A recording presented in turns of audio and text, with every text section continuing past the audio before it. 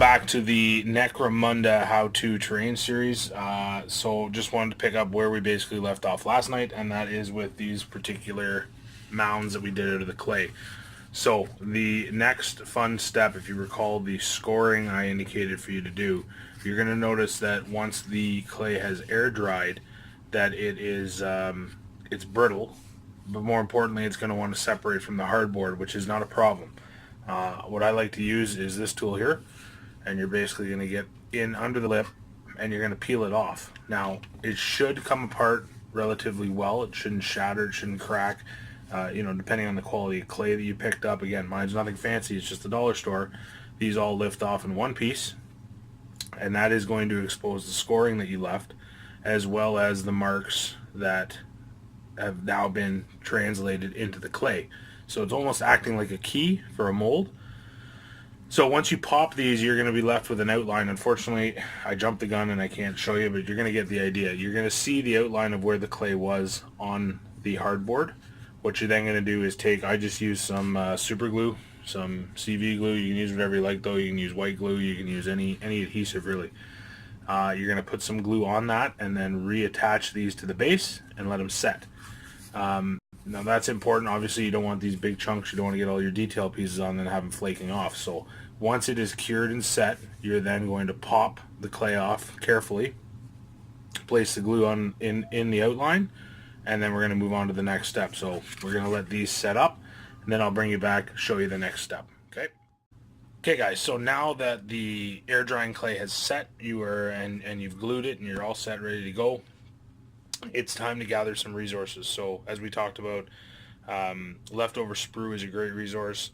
I had a bunch of these little panels laying around that I used, the wire that I showed you, the coil of fencing that I was using from the leftover screen, as well as some Herstarts molds that I had that were miscast that I broke up into pieces from a sci-fi set, and then of course the metal, the pewter pieces from the Flames of War kits. So what you want to do is you want to gather up a whole bunch of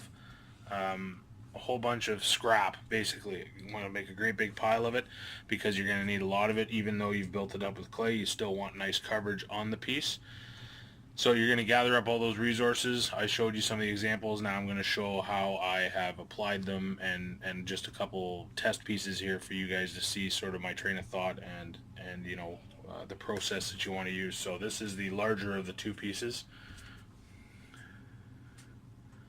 So as you can see here, that's a substantial, it's a fair sized barricade. Put a little coil of wire up top, and then of course the various details. So my adhesion choice for this was hot glue, simply because it locks in quick, and I can add and stack pieces up. So just a regular hot glue gun, and apply your pieces in a random, break them up, have them protruding from different angles and whatnot. It's going to work great. So next you see the fencing that I did. So again, wire on the top, the wire fence, and then I've also done some scraps along the bottom just to dress it out. So that's pretty well all you're going to want to do. So I'm going to follow that step for the next two other pieces here as well. But basically, the fence one here, I wanted to keep at least one side free so the models can be behind it. It's a pretty small piece of fence, but again, Necromunda is supposed to be pretty close quarters, so I'm not envisioning having 4 feet of fence. I just want to have a few that can sort of break off areas and restrict movement. So I'm going to use those for that. So happy with these so far. What I'm going to do is I am going to give them a light dusting, just to make them look like rubble and dirt and debris. So it's going to be a very fine amount of sand onto the clay using a watered down PVA.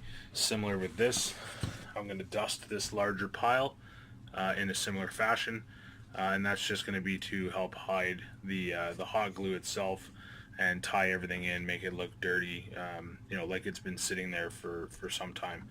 So that'll be the next step that I do. That's going to be tomorrow's video. This stuff here, I want to get the other two done and then leave them to dry. With the hot glue, that's the nice part, is it's very workable very quickly, so you can get right to it. The PVA obviously is going to take a while to set once you apply the sand, but it's going to give it a nice finish. As I said, personal choice on what you want to do here.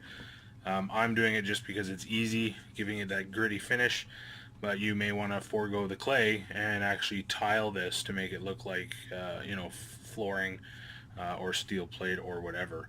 To my mind, the barricades and whatnot, the gangers would have piled stuff up and, used whatever they could to sort of build up these barricades. So that's sort of my thought process here. Plus, with how old and ancient the Underhive of Necromunda is, I can definitely see there being some grime and dirt and mud and stuff down there, waste, toxic buildup, something of that nature. So that's the two pieces. I'm going to throw some stills up at the end of the video here for you to take a look at.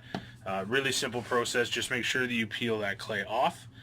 And then set it with, you could use hot glue for that. It would raise it up a bit, so you'd have more of a seam. So I'd recommend, either a PVA or, a super glue obviously is going to give you a quicker working time.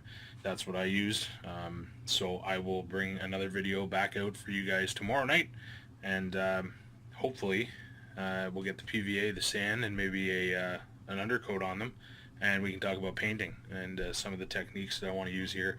I definitely want to bring in some pigments, really want to give it that dusty, dirty look, sort of an arid, toxic feel to it. So excited to take you guys through that process and see, what kind of color scheme and how dirty and grungy we can make it look. So stay tuned. Thanks for joining me. Take a look at these stills. We'll see you back here tomorrow.